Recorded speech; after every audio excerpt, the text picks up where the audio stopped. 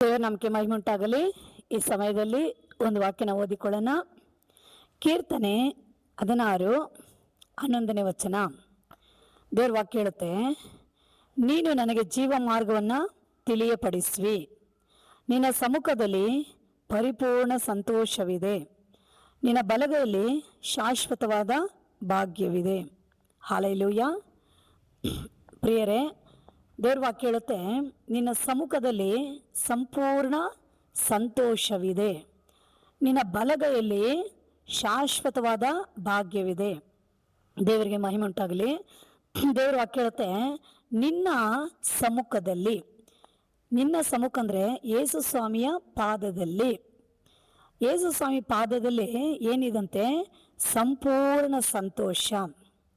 ಹಾಗಾದರೆ ಸಂಪೂರ್ಣ ಸಂತೋಷ ಏಸಪ್ಪ ಪಾದದಲ್ಲಿದೆ. ಸಂಪೂರ್ಣ ಆನಂದ ಏಸ್ವಾಮಿ ಪಾದದಲ್ಲಿದೆ.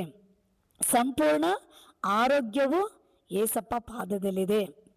ಸಂಪೂರ್ಣ ಆಶೀರ್ವಾದ ಯೇಸುವಿನ ಪಾದದಲ್ಲಿದೆ. ಹೌದು, ಎಲ್ಲವೂ ಯೇಸು ಸ್ವಾಮಿ ಪಾದದಲ್ಲಿ ಆಶೀರ್ವಾದ ಇದೆ. ನಾವು ನೋಡ್ತೀವಿ, ಒಂದು ಪೂರ್ವಕಾಲ ವೃತ್ತಾಂತಗಳಲ್ಲಿ ಭಕ್ತ ಹೇಳ್ತಾನೆ, ದಾವೀದ ಭಕ್ತ, ನಿನ್ನ ಸಮ್ಮುಖದಲ್ಲಿ ಪ್ರಭಾವ ಐಶ್ವರ್ಯಗಳು, ನಿನ್ನ ಸನ್ನಿಧಾನದಲ್ಲಿ ಪ್ರಭಾವ ಐಶ್ವರ್ಯಗಳಿದೆ, ಮಾನ ಪ್ರಭಾವಗಳು ನಿನ್ನ ಸನ್ನಿಧಾನದಿಂದ ಬರುತ್ತೆ. ಹೌದು, ಎಲ್ಲ ಪ್ರಭಾವ ಐಶ್ವರ್ಯಗಳು ಮಾನ ಮಹಿಮೆಗಳು ದೇವರ ಸನ್ನಿಧಾನದಿಂದ ಬರುತ್ತೆಂದು ದಾವೀದ ಭಕ್ತನು ಹೇಳ್ತಾನೆ.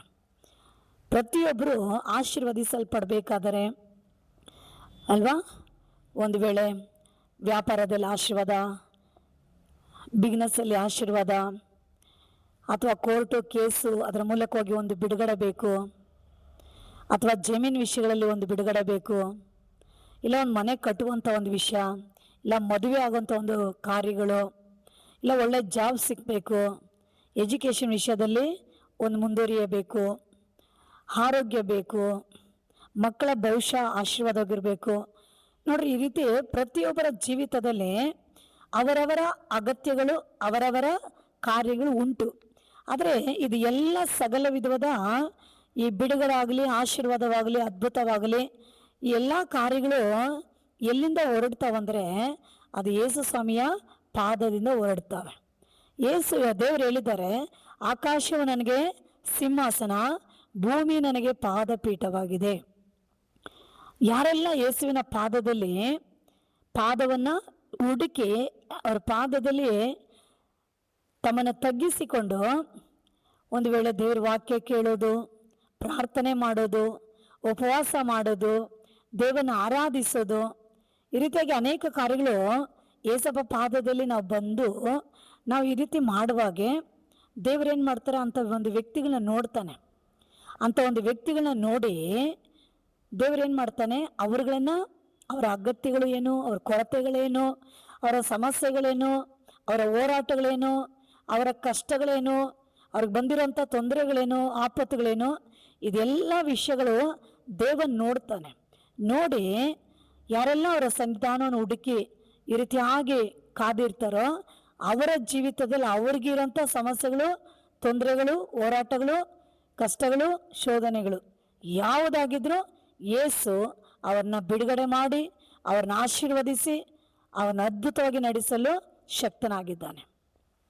ದೇವ್ರ ವಾಕ್ಯ ಹೇಳುತ್ತೆ, ಯೆಹೋವನು ಆಕಾಶದಿಂದ ಮನುಷ್ಯರನ್ನು ನೋಡಲಾಗಿ ನನ್ನ ಸನ್ನಿಧಾನವನ್ನು ಹುಡುಕುವ ಬುದ್ಧಿವಂತನು ಇದ್ದಾನೋ ಇಲ್ಲವೋ ಎಂದು ದೇವರು ಎಲ್ಲಿಂದ ನೋಡ್ತಾ ಇದ್ದಾರಂತೆ? ಆಕಾಶದಿಂದ ನೋಡ್ತಾ ಇದ್ದಾರಂತೆ. ಏನಿಗೆ?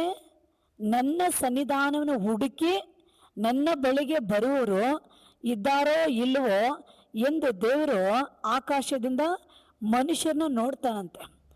ಆಗ ದೇವರ ಸನ್ನಿಧಾನವನ್ನು ಹುಡುಕುವ ಬುದ್ಧಿವಂತರು ಭೂಮಿಯಲ್ಲಿ ಸರಿಯಾಗಿ ದೇವರ ದೃಷ್ಟಿಯಲ್ಲಿ ಯಾರು ಕಂಡು ಬರ್ತಾ ಇಲ್ಲ. ಯಾಕಂದರೆ ಅವರು ಲೋಕದ ಕಾರ್ಯಗಳನ್ನ ಹುಡುಕೋರಾಗಿರ್ತಾರೆ. ದುಡಿಬೇಕು, ಮನೆ ಕಟ್ಟಬೇಕು, ವ್ಯಾಪಾರ ಬಿಸ್ನೆಸ್ಸು ಅಭಿವೃದ್ಧಿ ಆಗಬೇಕು, ನಾನು ಆಶೀರ್ವದಿಸಲ್ಪಡಬೇಕು ಅಲ್ವಾ, ನಾನು ಲೋನ್ ಎತ್ತಬೇಕು, ನಾನು ಚೀಟಿ ಹಾಕಬೇಕು, ನಾನು ಈ ಕಾರ್ಯ ಮಾಡಬೇಕು, ಆ ಕಾರ್ಯ ಮಾಡಬೇಕು. ಲೋಕದ ವ್ಯವಹಾರಗಳಲ್ಲಿ, ಲೋಕದ ಕಾರ್ಯಗಳಲ್ಲೇ ಅವುಗಳನ್ನೇ ಮನುಷ್ಯ ಪ್ರತಿನಿತ್ಯ ಹುಡುಕಿ ಹುಡುಕಿ ಅದರ ಹಿಂದೆ ಓಡುವಾಗೆ ಅವನು ಬುದ್ಧಿವಂತನ ಇಲ್ಲ, ಅವನು ಬುದ್ಧಿಹೀನನಾಗಿದ್ದಾನೆ. ಯಾರು ಬುದ್ಧಿವಂತರಂದ್ರೆ ದೇವರ ಸನ್ನಿಧಾನವನ್ನು ಹುಡುಕುವನೇ ಬುದ್ಧಿವಂತ. ಯಾಕಂದರೆ ಎಲ್ಲವೂ ಎಲ್ಲಿದಂತೆ ದೇವರ ಪಾದದಲ್ಲಿದೆ.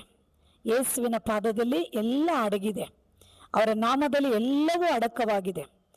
ಆರೋಗ್ಯ ಅವರ ಸನ್ನಿಧಾನದಿಂದ ಬರುತ್ತೆ, ಬಲ ಅವರ ಸನ್ನಿಧಾನದಿಂದ ಬರುತ್ತೆ, ಬಿಡುಗಡೆ ಅವರ ಸನ್ನಿಧಾನದಿಂದ ಬರುತ್ತೆ, ಸಮಾಧಾನ ಅವರ ಸನ್ನಿಧಾನದಿಂದ ಬರುತ್ತೆ, ಅಭಿವೃದ್ಧಿ ಅವರ ಸನ್ನಿಧಾನದಿಂದ ಬರುತ್ತೆ. ಅವ್ರ ಇಡೀ ಜೀವಿತ ಎಲ್ಲ ಕಾರ್ಯಗಳಲ್ಲಿ ಅವರು ಭೂಮಿಯ ವಿಷಯಗಳಲ್ಲಿ ಆಶೀರ್ವದಿಸಲ್ಪಡ್ಬೇಕಂದ್ರೆ ಅದು ಎಲ್ಲಿ ಆರಂಭ ಆಗಬೇಕು? ದೇವರ ಸನ್ನಿಧಾನದಿಂದ ಹೊರಡಬೇಕು. ಆಗಲೇ ಎಲ್ಲದ್ರಿಗೂ ಆಶೀರ್ವಾದ ಕಾಣಲು ಸಾಧ್ಯವಾಗುತ್ತೆ. ಆದರೆ ಅನೇಕರು ದೇವರ ಪಾದಗಳನ್ನು ಹುಡುಕದೆ ಲೌಕಿಕವಾದ ಕಾರ್ಯಗಳನ್ನು ಹುಡುಕಿ ಹೋಗ್ತಾರೆ. ಹುಡುಕಿ ಹೋಗುವಾಗ ಏನಾಗುತ್ತೆ, ಅದರಲ್ಲಿ ಅವ್ರಿಗೆ ತುಂಬ ನಷ್ಟ ಇರುತ್ತೆ, ನಷ್ಟಗಳಿರುತ್ತೆ, ಅದರಲ್ಲಿ ಹೋರಾಟಗಳಿರುತ್ತೆ, ಅದರಲ್ಲಿ ಜಗಳಗಳು ತೊಂದರೆಗಳಿರ್ತವೆ, ಅದರಲ್ಲಿ ಅನೇಕ ಹೋರಾಟಗಳು ಬರುತ್ತೆ, ಸಮಸ್ಯೆಗಳು ಬರುತ್ತೆ. ಅದು ಕೈಯಲ್ಲಿ ನಿಲ್ಲಲ್ಲ, ಅದು ನಮಗೆ ನಿರಂತರವಾಗಿ ನಿಲ್ಲಲ್ಲ. ನೋಡಿದ್ರಾ, ಅದರಲ್ಲಿ ವೇದನೆ ತುಂಬಿರುತ್ತೆ. ಆದರೆ ದೇವರ ಸನ್ನಿಧಾನದಿಂದ ಹೊರಡುವ ಎಲ್ಲ ಕಾರ್ಯಗಳಲ್ಲಿ ಆಶೀರ್ವಾದ, ಸಮಾಧಾನ. ಆಗ ನೀವು ಪ್ರತಿಯೊಬ್ಬರು ಏನು ಮಾಡಬೇಕು? ಮುಂಜಾನೆ ಜಾವದಲ್ಲಿ ದೇವರ ಪಾದವನ್ನು ಹುಡುಕ್ರಿ, ದೇವರ ಸನ್ನಿಧಾನವನ್ನು ಹುಡುಕ್ರಿ. ರಾತ್ರಿ ಜಾವಗಳಲ್ಲಿ ದೇವರ ಸನ್ನಿಧಾನವನ್ನು ಹುಡುಕ್ರಿ. ಈ ರೀತಿಯಾಗಿ ಸಭೆಗಳಿಗೆ ದೇವರ ಸನ್ನಿಧಾನವನ್ನು ಹುಡುಕಿ ಓಡೋಡಿ ಬನ್ನಿರಿ. ನೀವು ಆ ರೀತಿ ಆಸಕ್ತಿ ಉಳ್ಳವರಾಗಿ ದೇವರ ಸನ್ನಿಧಾನಗಳನ್ನು ಹುಡುಕಿ ಯಾರೆಲ್ಲ ಹೆಚ್ಚಾಗಿ ಇವುಗಳನ್ನ ಹುಡುಕಿ ಬಯಸಿ ಓಡಿ ಬರ್ತಾರೋ ಅವರ ಜೀವಿತದಲ್ಲಿ ಬಲ, ಆರೋಗ್ಯ, ಸಮೃದ್ಧಿ, ಅವ್ರು ಮಾಡೋ ಕೆಲಸ ಕಾರ್ಯಗಳಲ್ಲಿ ಎಲ್ಲ ಸಕ್ಸಸ್ನ ಅವ್ರು ಕಾಣಲು ಸಾಧ್ಯವಾಗುತ್ತೆ. ಅದರಲ್ಲಿ ನಷ್ಟಗಳಿರಲ್ಲ, ಹೋರಾಟಗಳಿರಲ್ಲ. ಅಂದರೆ ದೇವ್ರು ಕೊಟ್ಟರೆ ಅದರಲ್ಲಿ ಯಾವುದೂ ಇರಲ್ಲ. ದೇವ್ರು ಕೊಡೋದ್ರಲ್ಲಿ ತುಂಬ ಆಶೀರ್ವಾದ, ಸುರಕ್ಷತೆ ಇರುತ್ತೆ. ಆದರೆ ನಾವಾಗಿ ನಾವು ತಗೊಳ್ಳೋಗೆ ಅದರಲ್ಲಿ ವೇದನೆ, ಅದರಲ್ಲಿ ಜಗಳ, ಲಾಸ್ಟ್ಗೆ ಅಂತ್ಯ ಏನಾಗುತ್ತೆ? ಅದರಲ್ಲಿ ಅಪಾಯಕರದಲ್ಲಿ ಮುಗಿದೋಗುತ್ತೆ. ಹೀಗಾಗಿ ಈ ವಾಕ್ಯವನ್ನು ಕೇಳಿಕೊಂಡಿರುವಂಥ ಪ್ರತಿಯೊಬ್ಬರು ಯೇಸು ಸ್ವಾಮಿಯ ಪಾದಗಳನ್ನು ಹುಡುಕಿ ಅವ್ರ ಪಾದದಲ್ಲಿ ಕಾದಿದ್ದು ಅವ್ರಿಗೆ ಕೊಡಬೇಕಾಗಿರೋ ಸ್ಥಾನ, ಪ್ರೀತಿ, ಗೌರವ, ಮರ್ಯಾದೆ, ಭಯ, ಭಕ್ತಿ ಅವ್ರಿಗೆ ಕೊಟ್ಟು ಅವರ ಸನ್ನಿಧಾನವನ್ನು ಮುದ್ದಾಡಿ ಅವರನ್ನ ಮಹಿಮೆ ಪಡಿಸಿ ಅನಂತರ ನಿಮ್ಮ ಕಾರ್ಯಗಳಲ್ಲಿ ಹೊರಡುವಾಗೆ ದೇವರು ನಿಮ್ಮ ಮುಂಭಾಗದಲ್ಲಿ ಇದ್ದು ಹೊರಡುವನಾಗಿರ್ತಾನೆ. ಇಸ್ರಾಯೇಲರ ದೇವರು ಹಿಂಬಲವಾಗಿ ಮುಂಬಲವಾಗಿರ್ತಾನೆ. ದೊಡ್ಡ ಆಶೀರ್ವಾದ. ಈ ವಾಕ್ಯ ಕೇಳಿಕೊಂಡಿರುವಂಥ ಪ್ರತಿಯೊಬ್ಬರು ವಾಕ್ಯವನ್ನು ಕೇಳಿದ್ದೀರಾ, ಗ್ರಹಿಸ್ಕೊಡ್ರಿ, ಕಾರ್ಯರೂಪದಲ್ಲಿ ಅದನ್ನು ಮಾಡುವರಾಗಿರ್ರಿ. ದೇವರು ನಿಮ್ಮ ಸಂಗಡ ಇದ್ದು ನಿಮ್ಮನ್ನು ಆಶೀರ್ವದಿಸಲು ಸಾಧ್ಯ. ಸಣ್ಣ ಪ್ರಾರ್ಥನೆ ಮಾಡಿಕೊಳ್ಳೋಣ. ಅಪ್ಪ ದೇವ, ಈ ವಾಕ್ಯವನ್ನು ಕೇಳಿಕೊಡುವಂಥ ಪ್ರತಿಯೊಬ್ಬರಿಗೂ ನಿನ್ನ ಸನ್ನಿಧಾನಗಳನ್ನು ಹುಡುಕುವಂಥ ಆಲೋಚನೆಗಳನ್ನು ಅವರಲ್ಲಿ ಹುಟ್ಟಿಸು, ಆಸಕ್ತಿಗಳನ್ನು ಅವರಲ್ಲಿ ಹುಟ್ಟಿಸು. ಆ ಎಲ್ಲ ತಡೆಗಳನ್ನು ನೀಗಿಸಿ ಕುಟುಂಬಗಳಲ್ಲಿ, ಸಭೆಗಳಲ್ಲಿ, ಎಲ್ಲ ಸಮಯಗಳಲ್ಲಿ ನಿನ್ನ ಸನ್ನಿಧಾನಗಳನ್ನು ಹುಡುಕುವಂಥ ಒಳ್ಳೆಯ ಒಂದು ಮಕ್ಕಳಾಗಿ ಆಶೀರ್ವದಿಸಲ್ಪಡೋಕ್ಕೆ ಎಲ್ಲರಿಗೂ ಆ ರೀತಿ ಆಲೋಚನೆಗಳನ್ನು ಕೊಟ್ಟು ಆಶೀರ್ವದಿಸಬೇಕಾಗಿ ಪ್ರಾರ್ಥನೆ ಮಾಡ್ತೀನಿ. ಹಾಗೇ ಮಾಡ್ರಿ, ಯೇಸು ನಾಮದಲ್ಲಿ ತಂದೆ, ಆಮೇನ್. ಈ ವಾಕ್ಯ ಕೇಳಿಕೊಂಡಿರುವಂಥ ಪ್ರತಿಯೊಬ್ಬನ ದೇವರು ಆಶೀರ್ವದಿಸಲಿ. ಲೈಕ್ ಮಾಡಿ, ಶೇರ್ ಮಾಡಿ. God bless you. ಆಮೇನ್.